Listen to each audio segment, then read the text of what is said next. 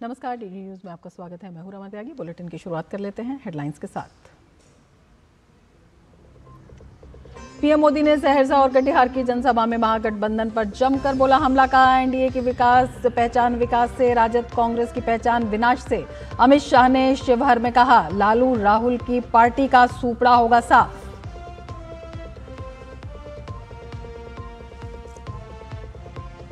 अपने प्रत्याशियों के पक्ष में महागठबंधन नेताओं का प्रचार जारी। प्रियंका गांधी ने सोनबरसा में तो मल्लिकार्जुन खड़गे ने वैशाली के राजापाकर में की रैली। कांग्रेस राजद प्रत्याशी को भारी मतों से जिताने की अपील। पीएम मोदी ने 1 लाख करोड़ रुपए का आरडीआई फंड किया लॉन्च। प्राइवेट सेक्टर में इनोवेशन को मिलेगा बढ़ावा। प्रधानमंत्री ने कहा भारत अब तकनीकी के जरिए ट्रांसफॉर्मेशन का बन रहा है अग्रदूत। जयपुर में एक सड़क दुर्घटना में करीब 14 लोगों की मौत, 30 से ज्यादा लोग घायल। घायलों को एसएमएस अस्पताल ट्रॉमा सेंटर में कराया गया भर्ती। प्रधानमंत्री नरेंद्र मोदी ने घटना पर जताया शोक। प्रधानमंत्री राष्ट्रीय राहत कोष से प्रत्येक मृतक के परिजन को 2 लाख और घायलों को 50,000 रुपए की दी जाएगी अनुग्रह राशि। गुजरात दौरे पर केंद्रीय मंत्री अश्विनी वैष्णव, सीएम भूपेंद्र पटेल और राज्य के अन्य मंत्रियों के साथ की अहम बैठक। महत्वपूर्ण परियोजनाओं पर हुई चर्चा। केंद्रीय मंत्री ने कहा गुजरात में 3 सेमीकंडक्टर प्लांट्स में शुरू हुआ पायलट प्रोडक्शन, जल्द ही बढ़ेगा उत्पादन। और अब विस्तार से समाचार। सीमांचल में प्रधानमंत्री ने चुनावी रैली में राजद कांग्रेस के बीच खींचतान को मुख्य रूप से मुद्दा बनाया। इसके साथ ही उन्होंने तेजस्वी यादव पर भी कटाक्ष किया। प्रधानमंत्री ने कहा कि अगर राजद के बड़े नेता का शासनकाल इतना ही अच्छा था तो उनकी तस्वीरें अब छोटी सी क्यों लगाई जा रही हैं? वो कौन सा पाप है जिसे छिपाया जा रहा है? आप आरजेडी कांग्रेस के जरा पोस्टरों को देखिए, जो सालों साल तक यहां मुख्यमंत्री रहे, जो बिहार में जंगल राज लाए, उनकी तस्वीरें पोस्टरों में या तो गायब है या तो एक कोने में छोटी सी तस्वीर रखी है, दूरबीन से भी दिखती नहीं है। अब मुझे बताइए भाई, जो इतने बड़े उनके लिए नेता थे, जिनके परिवार के सारे लोग चुनाव के मैदान में हैं, और फिर ये छुपा छुपाई क्यों हो रही है? अरे अपने पिता का नाम बोलने में, छुपाने में शर्म क्यों आ रही है? वो कौन सा पाप है जिसको आरजेडी वालों को बिहार के नौजवानों से छुपाना पड़ रहा है? साथियों, आपने एक और चीज भी नोटिस की होगी, इन लोगों के पोस्टरों में कांग्रेस लगभग गायब है। आरजेडी ने कांग्रेस को कट्टा दिखाकर मुख्यमंत्री का उम्मीदवार भी घोषित करवा लिया, और अब कांग्रेस को उसकी हैसियत भी दिखाई जा रही है।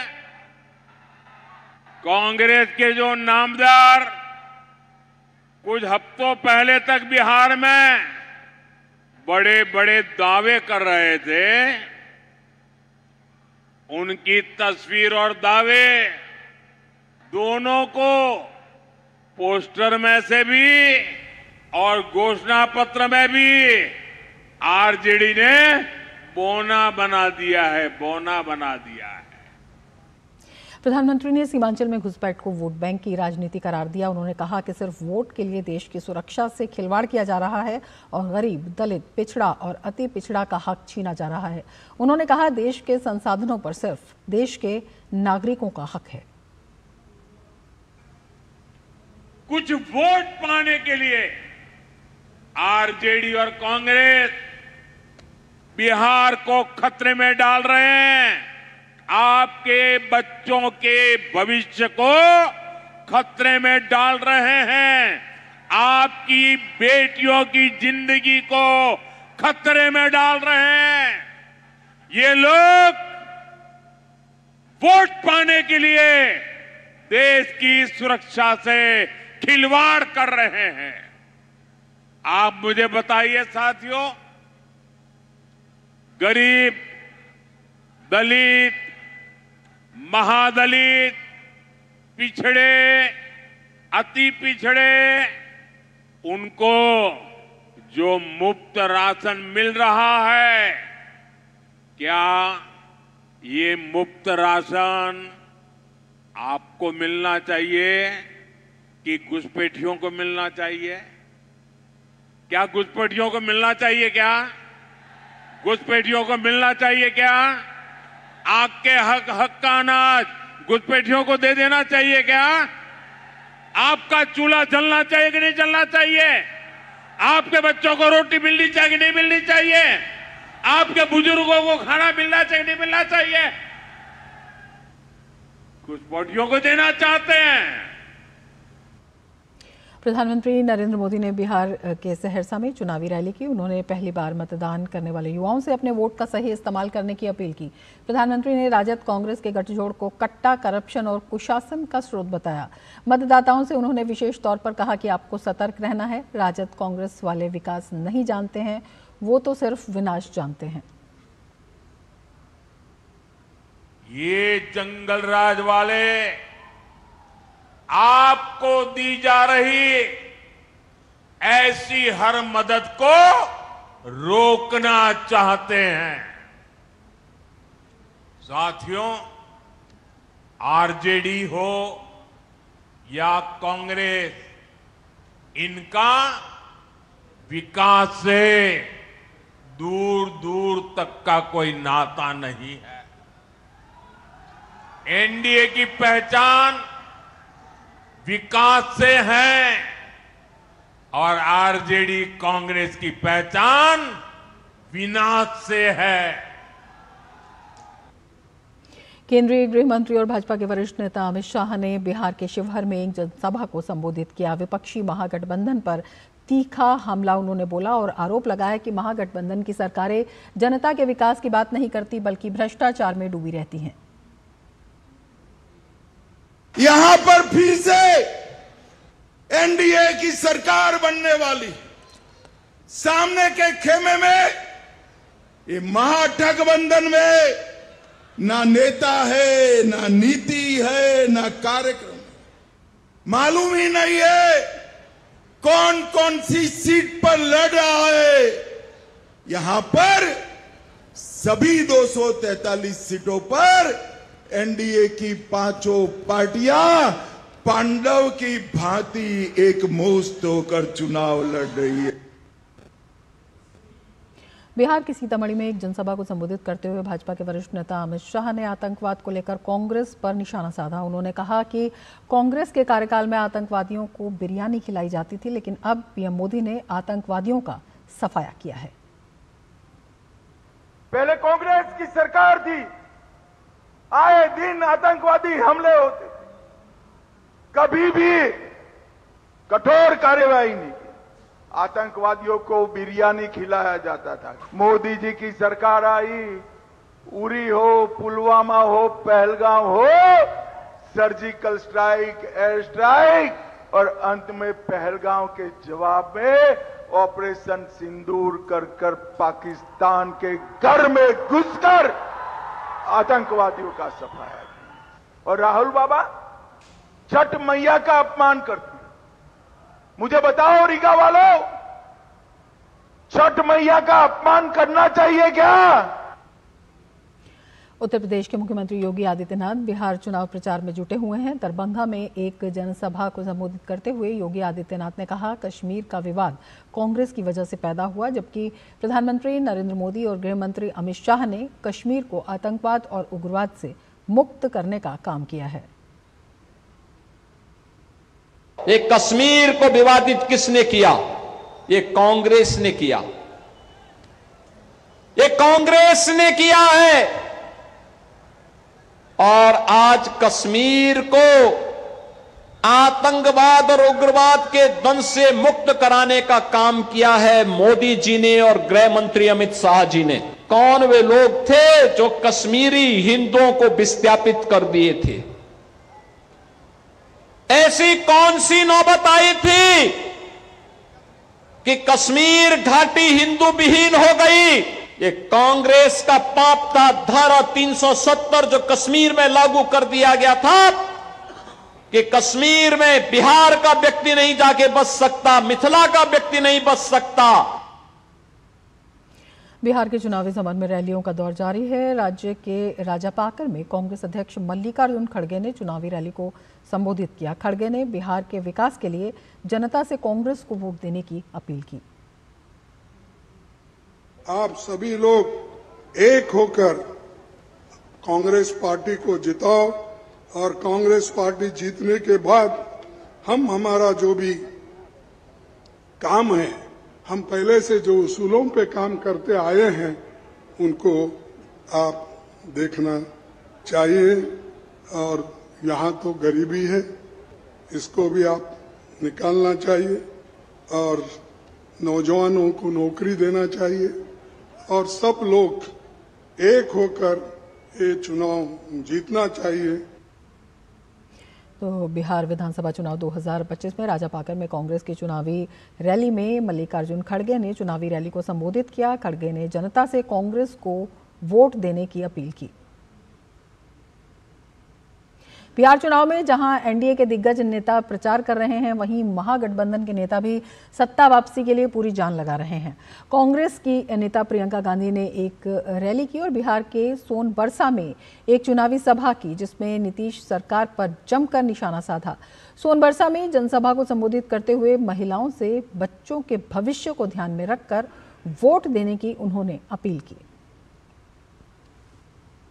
ये वोट जो है ना, ये आपका अधिकार है, आपकी शक्ति है, ये आपकी शक्ति है, इसको पहचानो। आधी आबादी हो आप, आधी आबादी हो।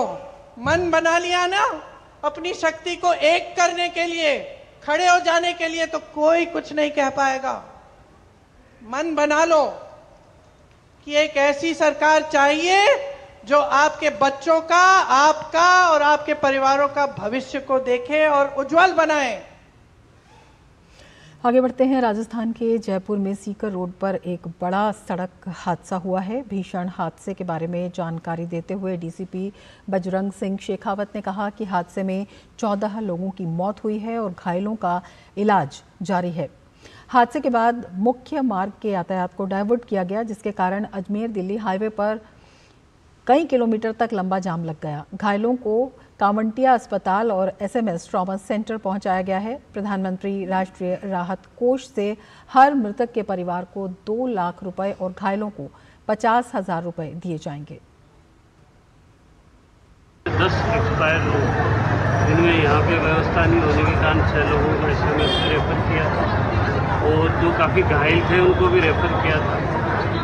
घायलों में से 2 लोग वहाँ पे जाने पर एक्सपायर हो गए। टोटल 8 डेड बॉडी तो अभी तक जो सूचना है उसके अनुसार एसएमएस में 4 डेड बॉडी यहाँ पे और 1 सीकेएस के अंदर। इस तरह से जो सूचना 13 तो डेड बॉडी मिलने की सूचना है। दूसरा जो घायल है उनमें से अभी 2 हमारे पास है कांवटिया में, 7 लोग एसएमएस में, 2 सीकेएस में और 1 इंपीरियल। इस तरह से 13 लोग। जयपुर सड़क हादसे पर राष्ट्रपति द्रौपदी मुर्मू ने गहरा दुख व्यक्त किया। उन्होंने सोशल मीडिया प्लेटफॉर्म एक्स पर लिखा, जयपुर राजस्थान में हुए सड़क दुर्घटना में कई लोगों की मृत्यु का समाचार अत्यंत दुखद है। इस हृदय विदारक घटना में स्वजनों को खोने वाले परिवारों के प्रति मैं गहन संवेदना व्यक्त करती हूं और घायल हुए लोगों के शीघ्र स्वस्थ होने की कामना करती हूं। प्रधानमंत्री नरेंद्र मोदी ने जयपुर हादसे पर गहरा दुख जताया है। उन्होंने घटना में मारे गए लोगों के परिजनों के प्रति संवेदना व्यक्त की है। उन्होंने घायलों के शीघ्र स्वस्थ होने की कामना की है। प्रधानमंत्री ने घटना में मारे गए लोगों के परिजनों को प्रधानमंत्री राष्ट्रीय राहत कोष से 2-2 लाख और घायलों को 50-50 हजार रुपए की सहायता राशि देने की घोषणा की है।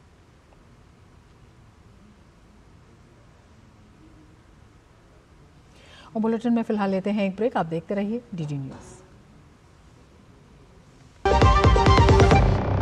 LIC युवा प्रोफेशनल्स के लिए लाए हैं नव जीवन श्री। करें नियमित प्रीमियम का भुगतान, जीवन बीमा का आनंद लें, प्राप्त करें प्रीमियम के प्रतिशत पर गारंटीकृत एडिशंस। अपने वित्तीय लक्ष्यों के अनुरूप मैच्योरिटी पर गारंटीकृत धनराशि पाएं। मौजूदा पॉलिसी धारकों के लिए आकर्षक अतिरिक्त लाभ। आज ही खरीदें। मेरी पसंद, मेरी पसंद, मेरी पसंद, मेरी पसंद, हमारी पसंद, हम सबकी पसंद। मजबूत देश का मजबूत सरिया हो गया स्टील। ब्रेक के बाद फिर से आपका स्वागत है। राष्ट्रपति द्रौपदी मुर्मू उत्तराखंड के 3 दिवसीय दौरे पर हैं। आज उन्होंने देहरादून में उत्तराखंड राज्य की रजत जयंती के अवसर पर उत्तराखंड विधानसभा को संबोधित किया। इस दौरान राष्ट्रपति ने उत्तराखंड विधानसभा के पूर्व और वर्तमान सदस्यों के साथ साथ सभी प्रदेशवासियों को शुभकामनाएं दी। इस अवसर पर मैं उत्तराखंड विधानसभा के पूर्व और वर्तमान सदस्यों तथा राज्य के सभी निवासियों को बहुत बहुत बधाई देती हूँ। ये बहुत प्रसन्नता की बात है कि विगत 25 वर्षों की यात्रा के दौरान उत्तराखंड के लोगों ने विकास के प्रभावशाली लक्ष्य हासिल किए। पर्यावरण, ऊर्जा, पर्यटन, स्वास्थ्य सेवा और शिक्षा के क्षेत्र में राज्य ने सराहनीय प्रगति की। डिजिटल और फिजिकल कनेक्टिविटी तथा इंफ्रास्ट्रक्चर डेवलपमेंट के क्षेत्रों में भी विकास हुआ है। केंद्रीय मंत्री अश्विनी वैष्णव गुजरात के दौरे पर हैं। अश्विनी वैष्णव गुजरात के विभिन्न सेमीकंडक्टर प्रोजेक्ट्स की प्रगति की समीक्षा करने के लिए गांधीनगर पहुंचे। बैठक में गुजरात के मुख्यमंत्री भूपेंद्र पटेल, उप मुख्यमंत्री हर्ष संघवी और उच्च अधिकारी मौजूद रहे। बैठक में बुलेट ट्रेन परियोजना और सेमीकंडक्टर विनिर्माण संयंत्र समेत कई मुद्दों पर चर्चा हुई। गुजरात में सेमीकंडक्टर मैन्युफैक्चरिंग को लेकर कई अहम परियोजनाएं तेजी से आगे बढ़ रही हैं। केंद्रीय मंत्री अश्विनी वैष्णव ने बताया कि गुजरात में 3 सेमीकंडक्टर प्लांट से प्रोडक्शन आगामी 2 से 3 महीने में अच्छे लेवल पर चला जाएगा। इसके साथ ही माइक्रॉन के मिनी प्लांट में पायलट प्रोडक्शन स्टार्ट हो चुका है। केंद्रीय मंत्री ने बताया कि धोलेरा आने वाले समय में हाईटेक मैन्युफैक्चरिंग का हब बनेगा। गुजरात में जो 4 सेमीकंडक्टर के प्लांट्स हैं, उन प्लांट्स का आज डिटेल में रिव्यू हुआ और बहुत अच्छी प्रोग्रेस है। 3 प्लांट से प्रोडक्शन आगामी 2-3 महीने के अंदर अंदर एक अच्छे लेवल पे पहुंच जाएगा। ऑलरेडी पायलट प्रोडक्शन केन्स और सीजी के प्लांट में स्टार्ट हो गया है। माइक्रॉन के मिनी प्लांट में ऑलरेडी प्रोडक्शन स्टार्ट हो गया है, पायलट प्रोडक्शन। इसको रैंप अप किया जा रहा है और धोलेरा में जो फैब बन रही है उसका भी बहुत अच्छी प्रोग्रेस है। आने वाले समय में धोलेरा हाईटेक मैन्युफैक्चरिंग का बड़ा हब बनेगा। इसकी कंप्लीट प्लानिंग की आज विस्तृत चर्चा हुई। डीडी न्यूज अरुणाचल की एक टीम ने हाल ही में पश्चिम कामेंग जिले के दिरांग स्थित ICAR केंद्रीय शीतोष्ण बागवानी संस्थान CITH के क्षेत्रीय केंद्र का दौरा किया। इस दौरान टीम ने संस्थान के सब्जी वैज्ञानिक डॉक्टर प्रदीप कुमार N से बातचीत की और वहां चल रहे बागवानी अनुसंधान और विकास कार्यों की जानकारी ली।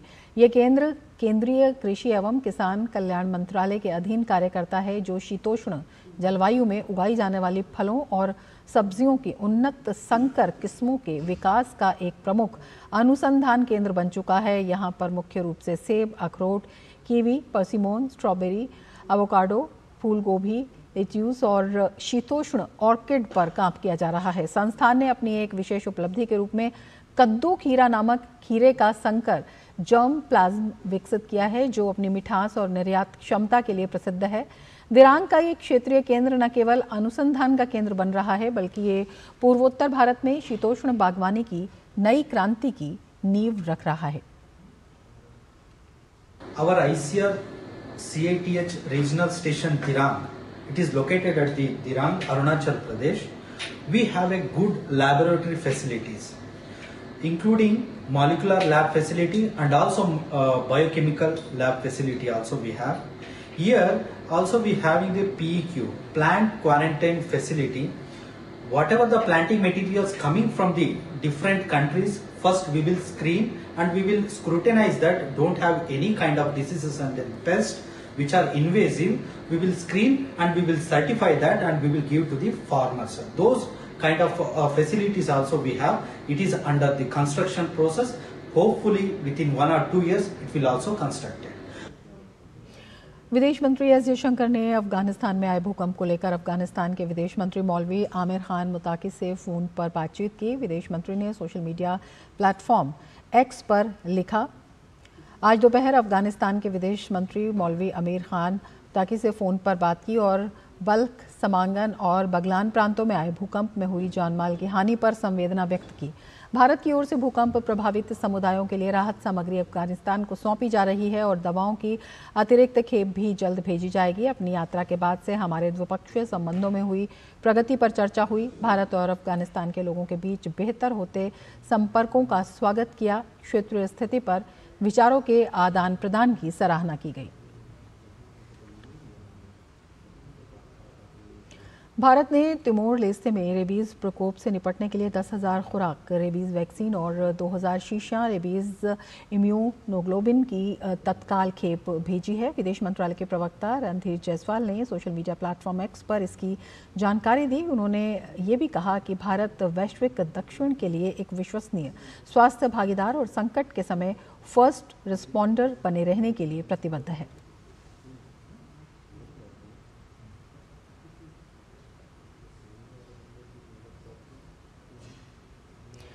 All India digital life certificate campaign 4.0 की आज लॉन्चिंग हुई। इस कैंपेन के दौरान देश भर में 300 से ज़्यादा जगह पर पेंशनर्स के लिए कैंप लगाए जाएंगे, जिसमें पेंशनर्स अपना डिजिटल लाइफ सर्टिफिकेट बनवा सकते हैं। ये कैंपेन DOPPW के द्वारा शुरू की गई है और इस पूरे अभियान में CGCA, CGDA, पेंशनर्स एसोसिएशन और कई बैंक्स भी जुड़ेंगे जो इस अभियान को सफल बनाएंगे। इस मुद्दे पर कंट्रोलर जनरल ऑफ कम्युनिकेशन वंदना गुप्ता से बातचीत की हमारे संवाददाता दिवांशु मल्होत्रा ने।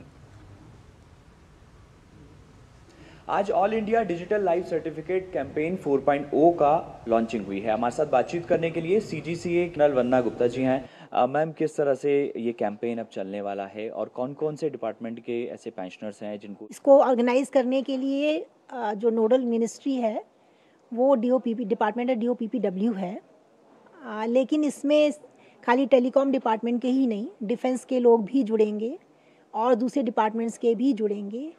19 इसमें बैंक्स भी जुड़ेंगे जो कि पेमेंट करते हैं डिफरेंट डिपार्टमेंट्स का। इसके अलावा इसमें मेती डिपार्टमेंट जो है वो भी जुड़ेगा, UIDAI भी जुड़ेगा। तो मैम, कितने पेंशनर्स का डेटा आप लोगों के पास है जिसको इसका फ़ायदा होने वाला है और कितनी सिटीज़ में कैंपेनिंग चलेगी और किस तरह से चलेगा? अगर मैं टेलीकॉम डिपार्टमेंट के बारे में बात करूं तो हमारे डिपार्टमेंट के 23,200 लोग नवंबर में ही उनका DO हो रहा है। लेकिन इसके अलावा कुछ पहले के भी होंगे, जैसे अक्टूबर वाले होंगे, सितंबर वाले होंगे जो किसी वजह से नहीं कर पाए होंगे या जिनका किसी वजह से नहीं रजिस्टर हो पाया होगा, तो वो लोग भी आएंगे, वो इसमें आएंगे। तो मुझे लगता है 25,000 के आसपास तो सिर्फ टेलीकॉम डिपार्टमेंट के लोग ही होंगे। और इसको करने के लिए हम लोग जो है 171 शहरों में कैंप्स भी लगा रहे हैं। जैसे मेरे जो ऑफिसेज हैं वो सिर्फ 28 हैं ऑल ओवर इंडिया, लेकिन हर ऑफिस अपने क्षेत्र में बहुत सारे नंबर ऑफ कैंप्स लगा रहा है। जैसे दिल्ली की मैं बात करूं तो ये लोग दिल्ली NCR में 24 कैंप्स लगा रहा है। कुल मिला के हम लोग 320 कैंप्स लगाएंगे, जो पिछले साल सिर्फ 226 थे। वो भी अच्छा आंकड़ा था। उसके चलते हम लोग 98.2% DLC करा पाए थे, थोड़े ही कम रह गए थे। इस बार जो हमारा जो ध्येय है वो पूरे 100%। पेंशनर्स होते हैं उनको हर साल अपना डिजिटल लाइफ सर्टिफिकेट जो है सरकार को देना होता है और इसी को लेकर ये कैंपेन की शुरुआत की गई है। कैंपेन 4.0 है, पिछले 4 साल से कैंपेन चल रहा है और इस कैंपेन का दरअसल मकसद ये है कि जो पेंशनर्स हैं उनको डिजिटल लाइफ सर्टिफिकेट बनवाने में जो है सहूलियत हो। दिवांशु मल्होत्रा, दूरदर्शन समाचार, दिल्ली।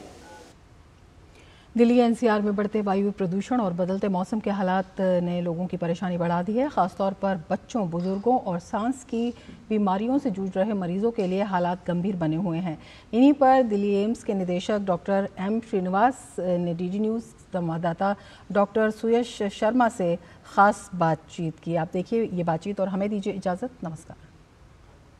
बढ़ता हुआ प्रदूषण और बदलते मौसम से बच्चे खुद को बचाएं, किस तरीके से बुजुर्ग अपना बचाव कर सकते हैं और साथ ही हम लोग भी कैसे अपनी इम्यूनिटी को बढ़ा सकते हैं, इन तमाम बातों की जानकारी हमसे साझा करने के लिए दिल्ली एम्स के निदेशक डॉक्टर एम श्रीनिवास। प्रदूषण बढ़ रहा है, मौसम पूरी तरीके से करवट ले चुका है, ऐसे में खांसी जुकाम होना तो लाजमी है ही, साथ ही जो आंखों में जलन होती है और जिस तरीके से बच्चों को परेशानी होती है, ऐसे में क्या कुछ उनको उपाय करने चाहिए?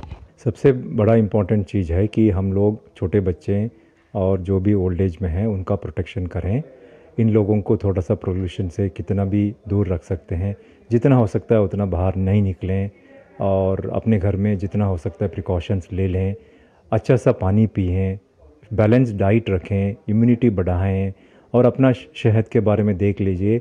और दूसरा चीज़ है कि जो लोग एक्सरसाइज करने और बाहर जाते हैं, अगर उनको लगता है कि पोल्यूशन बढ़ गया है और अपने घर में योगा करें, थोड़ा स्ट्रेचिंग एक्सरसाइज करें, फिजिकली एक्टिव रहें। इम्यूनिटी बढ़ाने के लिए अक्सर बच्चे सप्लीमेंट्स लेना शुरू कर देते हैं, तो उन बच्चों को क्या कहना चाहेंगे? वो प्रोटीन सप्लीमेंट्स लेते हैं, कैल्शियम सप्लीमेंट्स लेते हैं, तो उनके लिए क्या कहना चाहिए? टीनेजर्स जो भी हैं वो प्रोटीन सप्लीमेंट के पीछे चेज कर रहे हैं, ये ठीक नहीं है। अल्ट्रा प्रोसेस फूड है, हाईली अल्ट्रा प्रोसेस फूड है, ट्रांस फैट्स जो हैं ऑयल्स के साथ ट्रांस फैट्स होते हैं, जो जंक फूड हैं उसकी कमी करनी ज़रूरत है। और मेरा एक रिक्वेस्ट रहेगा सारे टीनेजर से कि प्रोटीन सप्लीमेंट की 100% ज़रूरत नहीं है। हम अपना balance diet including vegetarian diet में हम सारा रिक्वायरमेंट जो प्रोटीन का होता है एक दिन का हम ले सकते हैं। अगर हमारे पास कोई डेफिशिएंसी है, अगर हम डॉक्टर के पास जाएंगे, डॉक्टर बोलता है कि भैया आपका हीमोग्लोबिन कम है, खून की मात्रा कम है, उस समय वो आयरन सप्लीमेंट देते हैं तो हमको लेना पड़ेगा। ये बहुत इंपॉर्टेंट चीज़ है कि जब हम 2047 में एक डेवलप्ड नेशन बनेंगे कि आज का जो टीनेजर्स हैं, युवा है, वो वही रहेंगे जो देश को अच्छे पिलर्स में रखेंगे। इसीलिए हम एक अच्छा सा हेल्थ रखें, फिज़िकल हेल्थ रखें, मेंटल हेल्थ रखें, सोशल कंपोनेंट भी रखें और स्पिरिचुअल कंपोनेंट भी रखें, इमोशनल कंपोनेंट भी रखें, वो होलिस्टिक हेल्थ रखें, ताकि हम सब मिल के अच्छा सा काम करके, ज़्यादा काम करके, बैलेंस डाइट लेके इस देश को एक विकसित भारत बनाएं। बहुत बहुत धन्यवाद DD न्यूज़ से बात करने के लिए। तो देखिए, जिस तरीके से डॉक्टर एम श्रीनिवास ने बताया कि सबसे महत्वपूर्ण आपका स्वस्थ रहना है, तभी आप अपने इस विकसित भारत देश के अभियान में अपना एक अभिन्न योगदान दे सकते हैं। कैमरा पर्सन के साथ मैं डॉक्टर सुयश शर्मा, DD न्यूज़, दिल्ली।